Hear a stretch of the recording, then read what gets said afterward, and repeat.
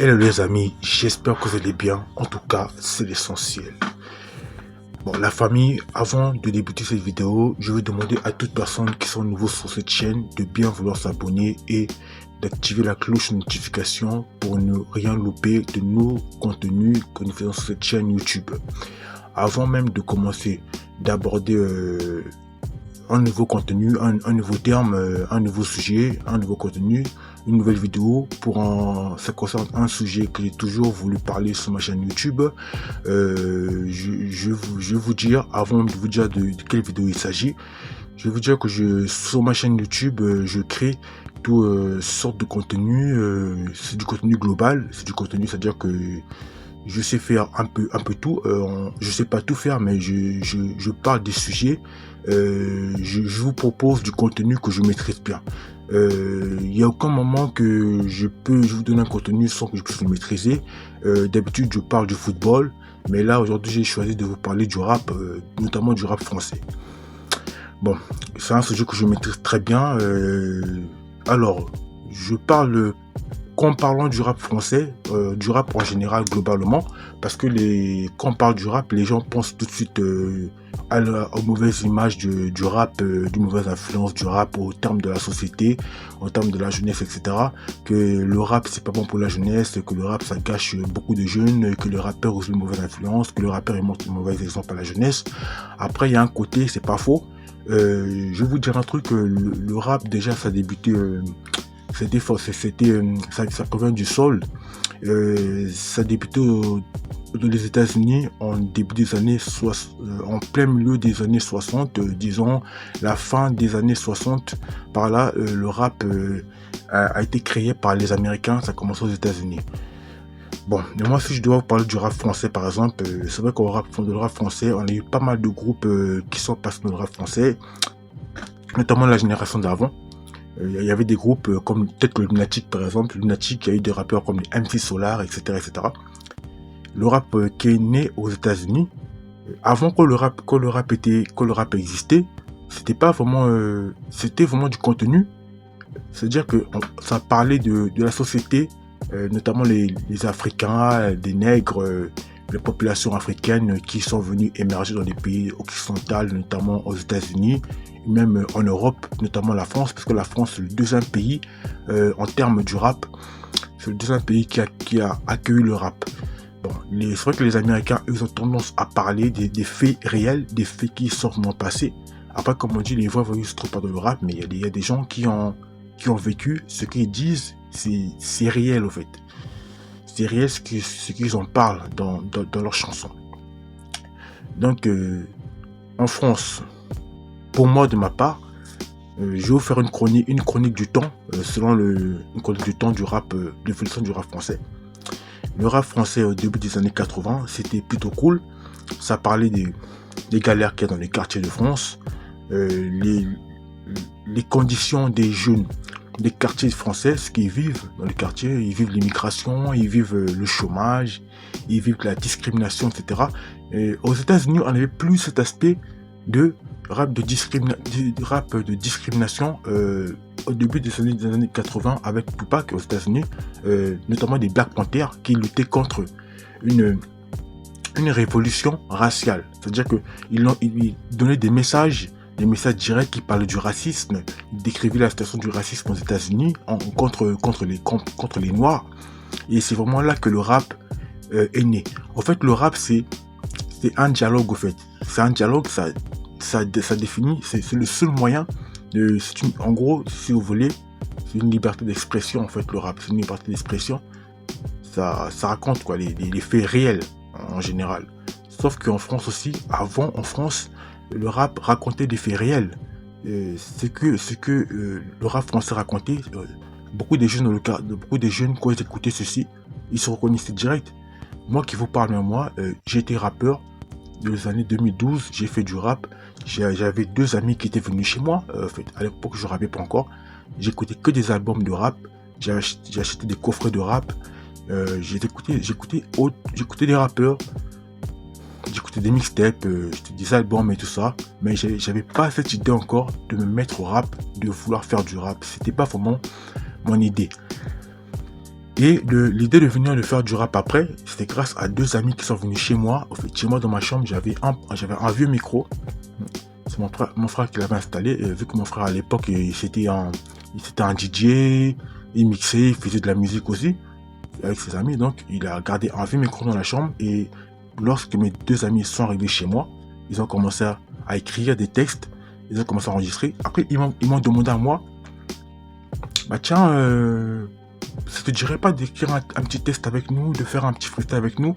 Ils m'ont dit, vas-y, fais-le. Bon, après moi, au début, quand je commençais à le faire, c'était vraiment pour m'amuser. C'est-à-dire que à l'époque là, j'étais pas encore doué au rap. C'est-à-dire que, un peu comme tous les débutants qui viennent de débuter le rap, qui se mettent au rap, qui racontent des choses comme ça, des phrases comme ça. Sauf que vaut mieux raconter, vaut mieux avoir un texte propre, bien travaillé, plutôt que d'avoir un vieux texte et puis le lancer directement pour se faire humilier à la suite après. Donc moi, avec le temps, j'ai rappé pendant 4 ans. Avec le temps, je me suis exercé à écrire. Je suis même passé par le R&B d'ailleurs. Je m'ai fait du R&B vu que je sais chanter. Je me suis mis à écrire et vu que j'ai un vécu, je ne vais pas vous expliquer ça ici, j'ai commencé à parler de ce que moi j'ai vraiment vécu. Je me suis dit, tiens, autant parler de quelque chose que j'ai déjà vécu, qui est réel, plutôt que de m'inventer un truc que j'ai pas fait. Je me vois pas m'inventer une vie que je n'ai pas faite. Par exemple, je suis un mec qui a grandi à la campagne, je vais pas dire que non, j'ai fait ci, j'ai fait ça, alors que j'ai grandi à la campagne. Ça n'a rien à voir. Si j'ai vraiment un vrai vécu, je ne veux pas le cacher, le vécu à côté pour aller chercher ce que je n'ai pas fait pour mettre dans mon texte. Non, je suis pas comme ça moi. Donc j'ai commencé à le faire, j'ai commencé à écrire tout ça. Après je faisais des vrais tests, j'avais des tests qui étaient assez violents, j'avais des tests qui étaient mélancoliques, des tests qui parlaient vraiment de mon vécu, de ce que j'ai raconté, ça parlait de mon quartier d'enfance, ce que j'ai vécu dans mon quartier d'enfance, ce que j'ai vu en tant que narrateur, j'expliquais. Voilà, j'expliquais quand j'étais narrateur. Maintenant, on retourne sur la chronique du rap français. Là, pendant que je vous parle, au début quand ça arrivait, c'était clean, c'était propre, ça parlait des faits réels. Après, les instrus, la trappe a commencé aux États-Unis parce que le rap français avait 10 ans de retard sur les États-Unis, sauf que le retard, on a su le rattraper après. Je vais vous expliquer pourquoi. La trappe est arrivée aux États-Unis en 2004 et c'est les rappeurs comme les Rick Ross, les Meek Mill qui ont ramené la trappe aux États-Unis. C'est eux qui ont vraiment révolutionné cette musique-là. Parce qu'avant eux, il y avait d'autres rappeurs qui l'ont ramené, mais sauf qu'ils ne sont pas vraiment connus, ceux-là. Ceux qui sont vraiment connus, ce sont ceux qui sont vraiment connus dans ce domaine-là, qui l'ont vraiment ramené. Ce sont les rappeurs que, en écoutant, en les voyant, en entendant parler, que c'est eux qui l'ont vraiment ramené, c'est eux qui l'ont vraiment posé sur la table, c'est eux qui l'ont vraiment mis à la mode, quoi. Donc c'est des Rick Ross comme des Meek Mill. Et c'est arrivé là-bas depuis 2004, Rick Ross faisait de la trap music. La trap music, et après il y a eu l'autotune, ça c'est un autre truc par exemple, ça a commencé aux États-Unis entre 2007 par là. En France, celui qui a ramené l'autotune c'est Booba. Booba l'a ramené avec son album 09, il a posé sur l'autotune. Lui l'a ramené en vers 2008 en France, c'est-à-dire un an après que l'autotune a commencé aux États-Unis. Booba lui il a ramené l'autotune en France un an après. Maintenant, en 2010, arrivant en 2010, les prods, même les clips ont commencé à changer. Les clips en termes de qualité d'image, ça commençait à être plus net. On avait des images, ils n'étaient pas encore en... Oui, ils étaient à peine en 720 mégapixels HP, si vous voulez. Il n'y avait pas encore de la 1080. La 1080 n'existait pas encore. La 1080 a commencé à arriver vraiment vers 2018 par là. C'est vraiment là, entre 2017 et 2018. C'est vraiment là qu'on a commencé vraiment à avoir la 1080. Sinon avant, on n'avait pas la 1080. Moi je le sais parce que j'étais rappeur, j'ai fait des clips et j'ai visionné pas mal de clips des rappeurs. Et le maximum de haute définition qu'on pouvait avoir sur YouTube, pour ceux qui savent, c'était de la 720p. Voilà. Donc après, je retourne sur la chronique. Donc 2010, c'est arrivé. Non seulement les images étaient propres, en plus de ça, même les prods qui étaient proposés, on a commencé à voir cet aspect des prods lourds. On écoutait ces prods là, et même les mixtapes, quand ils sortaient les mixtapes, par exemple en France, c'est rappeurs comme les Booba La Fouine qui ont fait des mixtapes avant, Booba avec Autopsy, La Fouine avec Capital du Crime. Ils ont ramené des mixtapes, mais c'était vraiment des instrus, des prods qui sonnaient. On avait l'impression que c'est de la trap musique, alors que peut-être que c'est de la trap musique qu'on écoute bien, parce qu'il y a pas vraiment une grande différence en termes d'écoute, en termes de ressemblance en fait. Quelque part, ça se ressemble ces instrus-là. Ça, c'était vraiment entre 2010 et jusqu'au moins 2012 par là. Et 2013, il y a eu Caris qui arrivait en France, dans la trappe, parce qu'il a commencé à rapper depuis 1999, il me semble. Lui, il a commencé à se faire connaître grâce à Booba. Il s'est fait connaître. C'est-à-dire que quand il est arrivé, il a ramené la trappe. C'est le premier rappeur français en France qui a apporté la trappe en France. C'est-à-dire que les gens écoutaient du Caris, c'était plus de divertissement qu'autre chose. Parce que on s'est dit, je me rappelle quand c'est arrivé cette musique-là, on s'est dit, tiens, même avec des potes, on s'est dit, ah, vous écoutez du Caris, comment vous faites, il fait mal au crâne, tout ça. Mais en fait, ce qu'on ne savait pas nous encore, ce qu'on ignorait en France, c'est que ce que Caris proposait à l'époque là, c'était pas du rap tout simplement, c'est de la trap musique qu'il nous avait ramené en France. C'est de la trap que Caris avait ramené.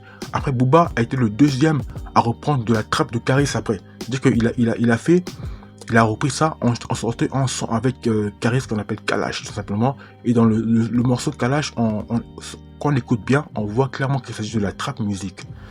Donc même on voit que l'album futur de Booba c'est un album composé de la trap musique. Après, ensuite quand on a fait la réédition, c'est-à-dire 2.0, on a vraiment vu que c'est de la trap musique confirmée. Après Gradure, il est venu après. Gradure, il a su vraiment mettre tout le monde d'accord que le style de musique rap qu'on avait entendu auparavant, qu'il s'agissait de la trap de Chicago. En gros, on avait des pas de danse comme ça, de côté, et ça vient de Chicago, c'est d'origine de Chicago, en fait, tous ces pas qu'on voyait là dans les musiques, même Gradure, il a fait un clip, dans plusieurs clips, quoi. On voit du Doggy, qui est d'origine de Chicago, en fait. Bon, il y a eu 2014, il arrive en 2014, il y a eu 2015, plus ça évolue, j'ai remarqué plus le rap commençait à évoluer. Au début, quand ça commençait à évoluer, c'était bien. Pendant les 2-3 premières années, c'était bien. Après, ça commençait à se dégrader. Après, il y a eu un style de musique qui est arrivé vers 2020. Moi, je sais pas pour vous, mais moi, en tout cas, j'ai pas trop aimé ça. Donc, la famille, il s'agit de la drill. Moi, la drill, en fait, c'est vrai que j'ai écouté. Il y a des musiques qui m'ont plu. Il y a des rappeurs qui m'ont plu. Mais quand j'écoute les rappeurs d'aujourd'hui, je me demande quel message vraiment il passe à la jeunesse d'aujourd'hui, en fait. Dans quel message vraiment, en tant que, par exemple, si vous êtes une personne, je me rappelle le rap d'avant quand on l'écoutait, c'était un rap, c'était vraiment pour se détendre, en fait. C'est quand vous n'étiez pas bien, vous écoutez ça vous remontait le moral. Mais vous écoutez le rap d'aujourd'hui, ça ne sonne plus trop à l'oreille. Moi, quand j'écoute le rap d'aujourd'hui, je me demande qu'est-ce que les mecs ils font. Ça ne sonne plus à mon oreille, en fait. J'ai du mal à suivre maintenant cette génération de rappeurs, même en termes de talent. Le message qu'ils apportent, je vais pas sortir des blagues des rappeurs ici là qui m'intéressent pas, mais j'ai l'impression qu'ils font tous la même chose. Et la drill, en fait, est venue un peu, enfin pour moi de ma part, la drill est venue un peu bouleverser, est venue un peu réduire, est venue un peu régresser un peu ce rap là. Il y a une époque, on parlait d'une évolution du rap, on disait que la trap musique, c'est tenté de rétrécir le niveau du rap. Et que la trap musique, comme aux États-Unis, la trap commence à tuer le rap, et qu'ils voulaient y penser à revenir au rap d'avant, c'est-à-dire peut-être avec des sonorités un peu moins dansantes, parce que le rap à l'origine, il y en a qui disent que entre guillemets il n'est pas dansant, alors que la danse qu'on appelle le hip-hop. C'est juste avec le temps que ça a dû évoluer, et que les gens ont rapporté de nouveaux trucs qui étaient mis en place. Mais je vous cache pas que c'était exagéré quand même. Quand on voit de la drill aujourd'hui, moi je me demande, ça sera quoi dans 5 ans. Pour moi le rap il est fini. Enfin, surtout quand on voit avec ChatGPT, tout ça, tout ce qu'on peut générer maintenant avec une vidéo maintenant, c'est vraiment inquiétant. Moi de ma part c'est inquiétant. Si vous voulez écrire un test, vous sortez quoi? Vous sortez l'IA vous aide à écrire un test. Alors qu'il y a des artistes aujourd'hui là, ils peuvent nous faire un son qui peut être génial, qui peut être bien, mais on a des talents boutons qui peuvent encore écrire. Mais là, qui remplace maintenant actuellement? Qu'est-ce qui remplace? l'intelligence artificielle. Mais j'espère que ça va pas trop prendre le dessus quand même, parce que nous, on a envie de continuer à kiffer du rap, on aime le rap, mais... Et puis on veut que ça soit des tests, en fait, des bons tests, pas des tests tout simplement, voilà. Merci à tous d'avoir fait cette vidéo, on se la famille, prenez soin de vous. Peace.